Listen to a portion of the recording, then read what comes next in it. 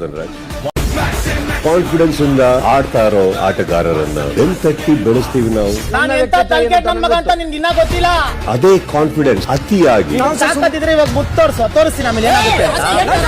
ದಿಕ್ಕನ್ನ ತಪ್ಪಿದ್ರೆ ಸ್ವಲ್ಪ ತಲೆ ಮೇಲೆ ತಟ್ಟಿ ಸೈಡಿಗೆ ಕೂರಿಸ್ತೀವಿ ನಾವು. ಇಲ್ಲ, ಗೆಳೆಯ ಗೆಳತಿ ಗೆಳೆತನ ಇರಲ್ಲ. ಗುರಿ ಕಳ್ಕೊಂಡಿರೋರು ಯಾರು, ಆಟ ಮರ್ತಿರೋರು ಯಾರ್ಯಾರು? ಧನರಾಜ್, ರಜತ್ ಏನ್ ಹುಲಿ ಸಿಂಹಾಗಕ ಹೋಗಿದ್ದೀರಾ ಅಥವಾ ಮನುಷ್ಯರಾಗಿರಕ್ ಹೋಗಿದ್ದೀರಾ?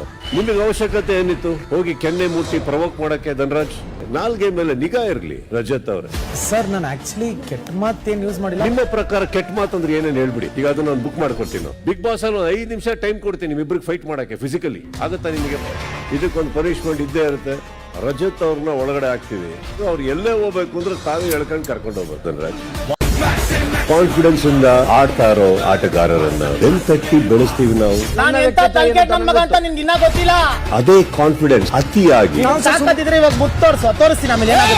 ಕಳಪೆ ಬಂದ್ಬಿಟ್ಟು ರಜತ್ ಅವರು ಕೈಕಾಲ್ ಮುರಿತೀನಿ ಅಂತಾರೆ, ಬೆದರಿಕೆ ಹಾಕೋರ ತರ ಇರುತ್ತೆ. ಮುಖ ಮುತ್ತಿ ಹೊಡಿತೀರಿ ಅಂತ ಹೊಡೀರಿ. ಕಳಪೆ ಬಂದ್ಬಿಟ್ಟು ರಜತ್ ಅವರು ಕೈಕಾಲ್ ಮುರಿತೀನಿ ಅಂತಾರೆ, ಬೆದರಿಕೆ ಹಾಕೋರ ತರ ಇರುತ್ತೆ. ಮುಖ ಮುತ್ತಿ ಹೊಡಿತೀರಿ ಅಂತ ಹೊಡೀರಿ. ತೋರಿಸ್ತೀನಿ ಆಮೇಲೆ ಏನಾಗುತ್ತೆ.